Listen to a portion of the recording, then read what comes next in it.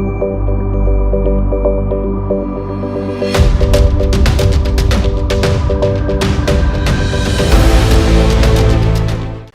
आप देख रहे हैं द एंगल। मैं हूं आपके साथ दीपाली माथुर। बुलेटिन की शुरुआत करते हैं हेडलाइंस के साथ। दिल्ली कूच पर अड़े किसान, टिकरी बॉर्डर पर प्रदर्शनकारियों को तीतर बीतर करने के लिए पुलिस ने वाटर कैनन और आंसू गैस के गोले छोड़े। अहमद पटेल के बाद कांग्रेस में तेज हुई नए कोषाध्यक्ष की दौड़। केसी वेणुगोपाल, कमलनाथ सहित कई बड़े नाम दौड़ में। गांव की सरकार चुनने के लिए दूसरे चरण के मतदान जारी। दिन चढ़ने के साथ ही दिखने लगी लंबी लंबी कतारें। राजस्थान सरकार के एक और मंत्री Sukhram Bishnoi corona positive, RUHS अस्पताल में कराया भर्ती। कृषि कानूनों के विरोध में दिल्ली कूच कर रहे पंजाब और हरियाणा के किसान पुलिस की रोक से भड़क गए। पंजाब से लेकर हरियाणा में जगह जगह किसानों के संघर्ष के बाद उनका मार्च जारी है। किसानों पर आज भी आंसू गैस के गोले दागे गए, लेकिन उनकी हिम्मत नहीं डिगी है। दिल्ली बहादुरगढ़ हाईवे के पास टिकरी बॉर्डर पर प्रदर्शनकारी किसानों को तीतर बीतर करने के लिए पुलिस ने वाटर कैनन और आंसू गैस के गोले का इस्तेमाल किया। दिल्ली जाने का प्रयास करने के दौरान पुलिस और किसानों के बीच झड़प भी हुई। किसानों के विरोध मार्च को देखते हुए दिल्ली गुरुग्राम सीमा पर पुलिस द्वारा वाहनों की जांच के कारण ट्रैफिक जाम रहा। दिल्ली पुलिस ने किसानों के आंदोलन को देखते हुए दिल्ली सरकार से 9 स्टेडियम को अस्थायी जेल बनाने की अनुमति मांगी है। कांग्रेस के पूर्व सांसद और वरिष्ठ नेता अहमद पटेल का निधन हो गया है। वे पार्टी के कोषाध्यक्ष की जिम्मेदारी संभाल रहे थे। उनके निधन से कांग्रेस के सामने बड़ा सवाल ये है कि किसे कोषाध्यक्ष की जिम्मेदारी सौंपी जाए। कुछ महीनों बाद पश्चिम बंगाल सहित 5 राज्यों में विधानसभा चुनाव होने हैं। ऐसे में पार्टी को जल्द ही नए कोषाध्यक्ष की नियुक्ति करनी पड़ेगी। कोषाध्यक्ष के पद के लिए पार्टी के अंदर 3 भरोसेमंद और कद्दावर नेताओं के नाम सामने आ रहे हैं। इस पद के लिए राजस्थान के मुख्यमंत्री अशोक गहलोत, मध्य प्रदेश के पूर्व मुख्यमंत्री कमलनाथ, केसी वेणुगोपाल और मिलिंद देवड़ा के नाम सबसे आगे हैं। हालांकि ऐसी संभावना जताई जा रही है कि गहलोत राजस्थान की सत्ता नहीं छोड़ेंगे। ऐसे में कमलनाथ और वेणुगोपाल के नाम पर मुहर लगने की उम्मीद जताई जा रही है।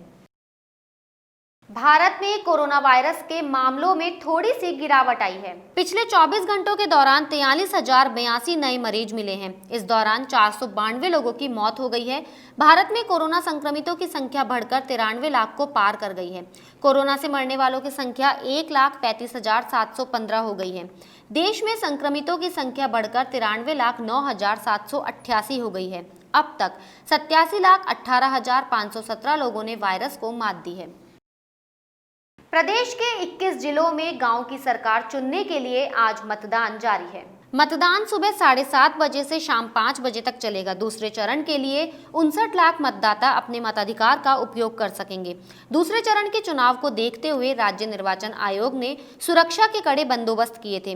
हालांकि सर्द हवाएं चलने के चलते कई जिलों में सुबह मतदाता कम नजर आए, लेकिन दिन चढ़ने के साथ ही मतदान की गति तेज हो गई। पंचायत जिला परिषद चुनाव के दूसरे चरण में भी कांग्रेस भाजपा के दिग्गजों की साख दांव पर लगी हुई है। 21 जिलों में पंचायत जिला परिषद चुनाव के दूसरे चरण के लिए 25,000 EVM मशीनों से मतदान कराया जा रहा है। 50,000 कार्मिक चुनाव संपन्न कराएंगे।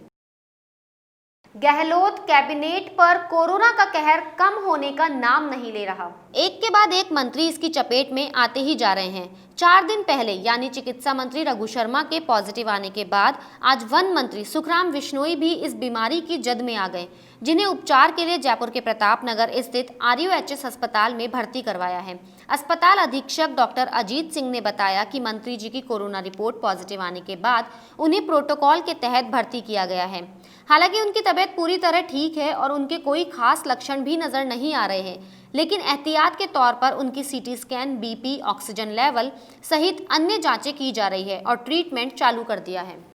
राजस्थान माध्यमिक शिक्षा बोर्ड ने साल 2021 की मुख्य परीक्षाओं के लिए ऑनलाइन आवेदन की अंतिम तिथि बढ़ा दी है। अब सामान्य परीक्षा शुल्क के साथ 22 दिसंबर तक परीक्षा के लिए आवेदन किया जा सकता है। कोविड-19 के कारण छात्र हितों को दृष्टिगत रखते हुए बोर्ड ने यह निर्णय लिया है। इससे पहले बोर्ड ने आवेदन के लिए अंतिम तारीख 30 नवंबर निर्धारित की थी।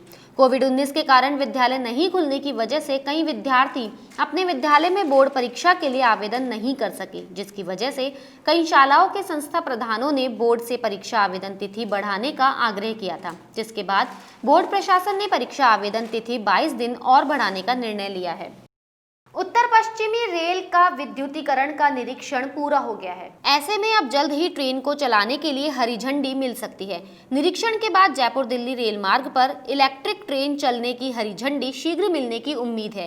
रेल आयुक्त आर.के. शर्मा ने मंडल रेल प्रबंधक और अन्य अधिकारियों के साथ जयपुर कनकपुरा सहित रेल मार्गों का निरीक्षण किया। इसके पश्चात बस्सी से दिगावड़ा एवं दिगावड़ा से कनकपुरा तक इलेक्ट्रिक इंजन के स्पीड ट्रायल किया। लगभग 254 दिन बाद शहर के आराध्य देव गोविंद देव जी का मंदिर भक्तों के लिए 1 दिसंबर से फिर से खुलने जा रहा है। हालांकि इस बार ठाकुर जी के दर्शन नजदीक से न होकर लगभग 50 फीट की दूरी से ही करने होंगे।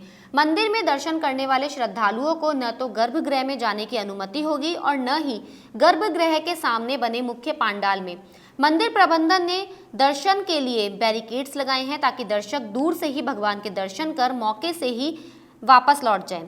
बिना मास्क मंदिर परिसर में प्रवेश नहीं दिया जाएगा। इस दौरान सामान्य दिनों की तरह लड्डू, प्रसाद भंडार, तुलसी चंदन वितरण और मंदिर की परिक्रमा को बंद रखा जाएगा।